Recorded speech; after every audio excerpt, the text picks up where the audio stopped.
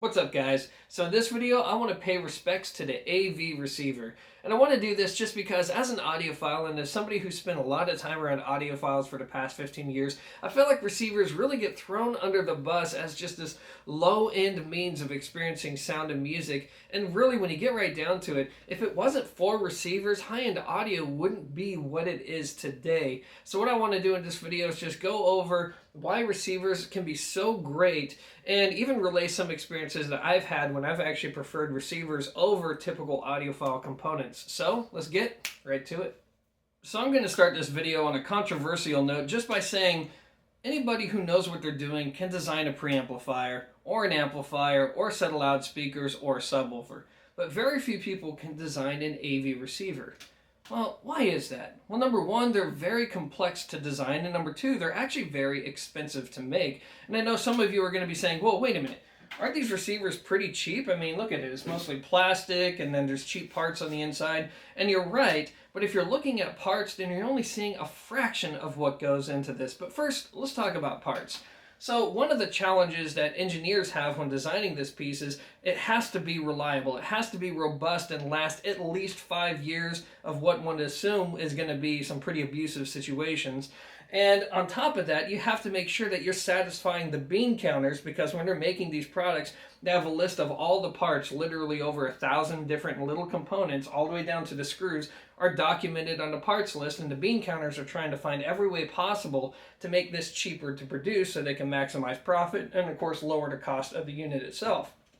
So finding a way to live within the means of a budget while at the same time delivering a product that's going to be robust and can be abused a little bit, that's not exactly easy, and that requires actually a pretty good amount of talent. And then next, when it comes to the cost, software is going to be a huge cost here. You have to hire software engineers. You have to go through and make sure that this system is bulletproof. And this is a complex machine. It's supposed to interact with your TV, your Blu-ray players. It's supposed to, in some cases, like for example with Sony, the remote's supposed to work with all Sony components of that generation, so you just use one remote to get through everything. Most of these receivers now have calibration software that's built into them, so you hook a mic up to it, it measures your room response and auto-corrects. I mean, how many components in the high-end world do that? Not that many. So there's a whole lot that goes into this, and you're getting all of this for like $250 on up.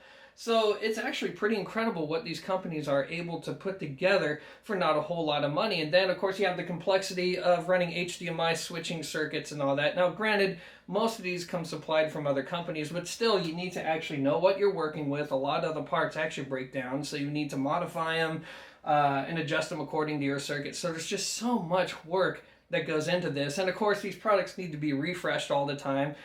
Software standards change all the time. So, I take my hat off to these companies for putting out these products, because they not only offer a much better alternative to your typical soundbar, but they're very, very expensive to make, and you need to sell them in mass quantity in order to make it even remotely worth your while.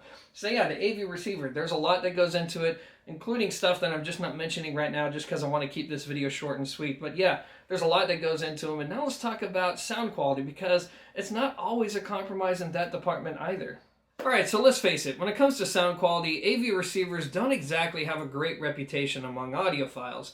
And to be fair, it's for a good reason. Most of these products weren't exactly developed for critical two-channel listening applications. Still, I feel like there's plenty of AV receivers that don't sound bad, and in fact, there's plenty of stereo receivers that can sound pretty good. In fact, this reminds me of the early 2000s, back when I just got started on this hobby, and I remember people at the time telling me to ditch my 5.1 Pioneer receiver in favor of vintage Carver components, stuff from Rotel, NAD, and I remember trying all of that, and yeah, to be fair, those components represented a huge leap in sound quality over the receiver that I had at the time. But still, there came a point to where a Harman Kardon stereo receiver went on sale. I decided to try it out, and honestly, guys, I actually preferred the Harman Kardon over all the other components, over the hi-fi components, just because I like the sound better.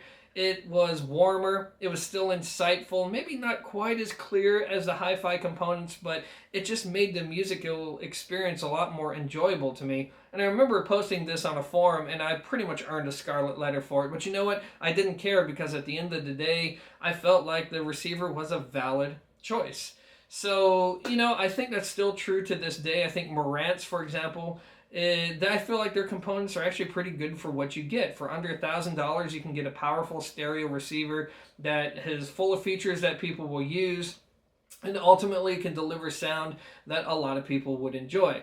Anyways, guys, I'm going to be rambling on a little too much here. The whole point of this video is to just show respect to receivers, because at the end of the day, they form the bedrock that this industry has pretty much sat upon. And while a lot of people grow beyond receivers as they develop more of a taste for better sound quality and they pursue sound that replicates what they hear in the real world, still, most of us start off on receivers, and really when it comes to home theater applications, it's still a perfectly valid way to enjoy the listening experience. Anyways, guys, that's just my take on the subject. As always, thanks for watching, and until next time, peace.